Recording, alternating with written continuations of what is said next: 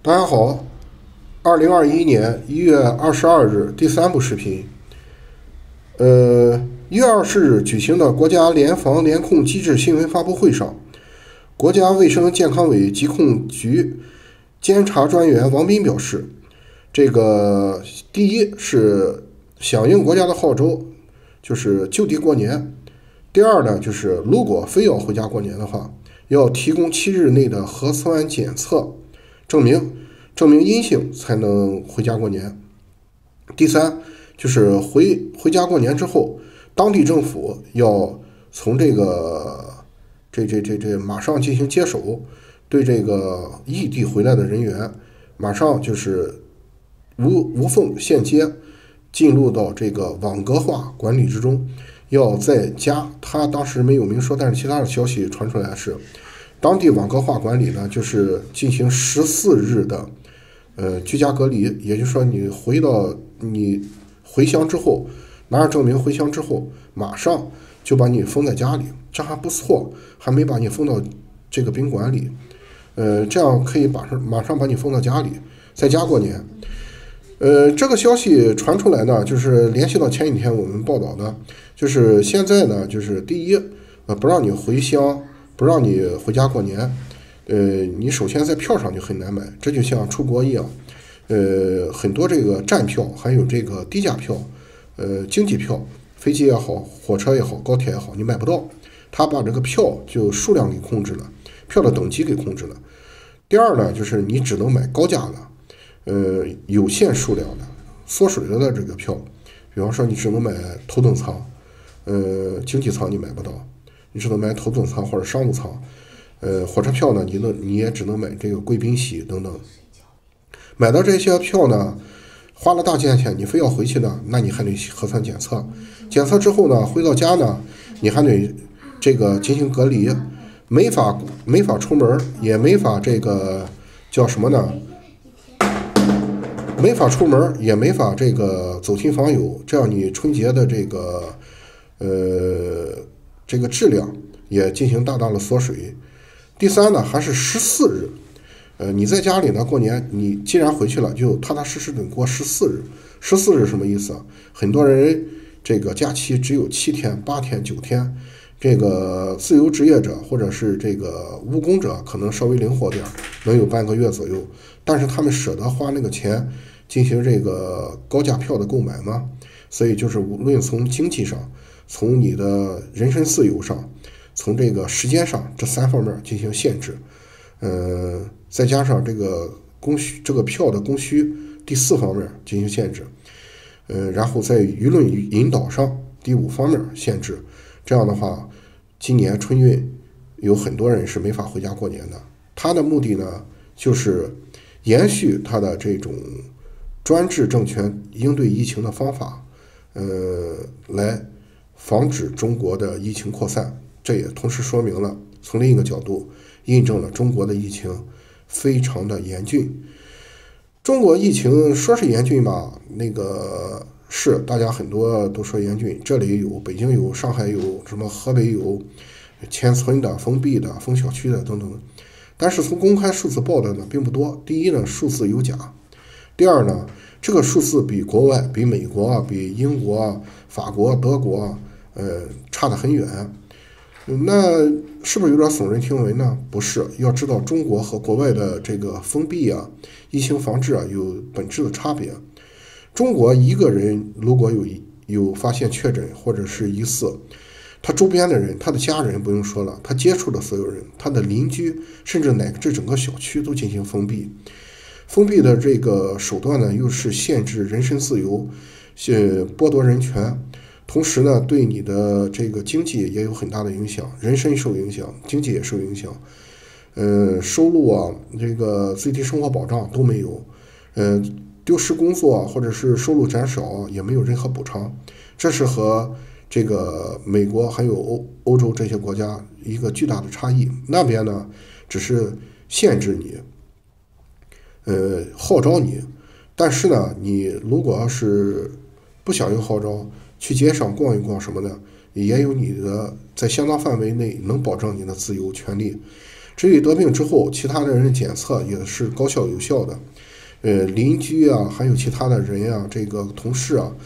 也没有这种强制性的封闭，所以大多数的人权、自由、财产都是有保障的，财产也会给你很多的补助。而中国呢，这些都没有，所以呢，中国的每一个确诊或者疑似病人背后会带来巨大的这个叫人道主义的这种危机，很多人的这个人权和财产都没法得到保障。它会也就是说，你必须把这个数字乘以100甚至1000，这个得出的数字是会受影响的人。所以呢，这个对中国来讲，中国的防疫很残酷，它没有强大的医疗系统，没有强大的这个防疫系统，也没有有效的疫苗。中国的疫苗和国外的疫苗大家也很清楚差别在哪里。它只是通过这个人民付出的财产、生命、自由、人权的这种牺牲来保障这个对疫情的防治。所以说还是不可同日而语的，也是中国的这个疫情影响更大，这个对人的伤害更大的这种现状。再一个报一个消息，除了前2天报过的这个北京、天津，某种意义上已经封城了，就是不准出去，也不准进来。无论你是北京人还是外地人，你都不准离开北京；无论是外地人还是北京人，你都不准回到北京或者天津。这个消息是确实的。现在又进一步升级，也说明北京、天津的这个疫情有多么重，或者是他为了保卫这个中共特权阶级，主要是北京，他采取的措施有多么的凌厉与凶狠。那就是什么呢？北京东城区、西城区22日发布通知，考虑到近期外部输入风险增大，为确保北京东西城区广大居民、驻区单位工作人员生命安全和生命健康，其实简单一句话，不用这么说，就是为了保证中南海、习近平还7常委还有那几百个家庭。西城区防疫小组还有东城区防疫小组决定自1月22日至1月23日组织区域内全员核酸检测，就是为了保卫中共特权阶层安全，要北京东城、西城，除掉前几天已经进行过的那个昌平啊，还有什么的，这2个区，也就是北京的皇城区，要进行全员核酸检测。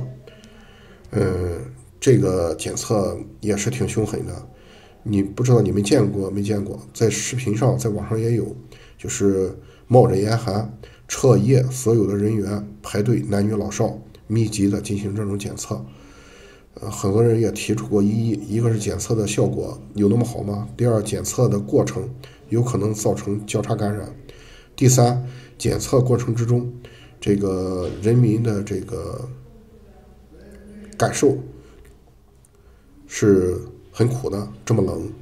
甚至要为了保证这个时间进度，要半夜又进行，这也是非常让人感觉不好的一种方式，也说明这个皇城内为了保证特权阶级实行的一个新的一个更加严格的一个措施。第3个消息是全国很多地方要进行停售退烧止咳类药物了。这个在疫情之初，在2、3月份的时候，中国全国都实行过这个措施。他说多地，其实就是一刀切，就是全国。现在又实行这个政策。老百姓买药有点头疼脑热，你有存货还行，没有存货的话，为了防止你可能是病人，为了防止你这个不被发现，逼着你去医院去看病，或者是在家里憋着自己就是扛过去。好处是什么呢？就是这个有病人可能会被及时发现。坏处是什么呢？坏处都头疼脑热常见的秋冬季，为了一点咳嗽，为了一点受凉就去医院，这个发烧，这个防疫门诊去做这种检测，会造成交叉感染，也对医疗系统形成非常大的压力。也是这种忽视人权、蔑视民众健康与蔑视民众权利的又一个这种简单粗暴的防疫措施又开始了。中国以后也是再有这种其他的疫情还会这样，还会限制人身自由，还会限制你的权利，还会蔑视你的财产与生命安全。中国就是这样，邪恶政权就是那种邪恶的招数，从来不把民众放在心中。整体来讲，这几则新闻报下来，就说明中国的疫情之重，中国的人道危机正在酿成。希望大家这时候既然身在国内，也没有别的办法，尽量呢不要返乡，不要扎堆儿，自己能有途径抓紧去买一点药。城市买不着，你可以去乡村，去很多这个每个农村、每个乡村都有小诊所，在我印象里，去那里拿钱还是能买到的，抓紧去那里去买一些咳嗽药，防治的药品，增加抵抗力的，像维生素 C 等等。平常多买点蔬菜、橙子，备点米面，这个自己保护自己，扛过这一段时间。好了。希望国内大陆的民众这个能够度过这一段疫情，拜拜。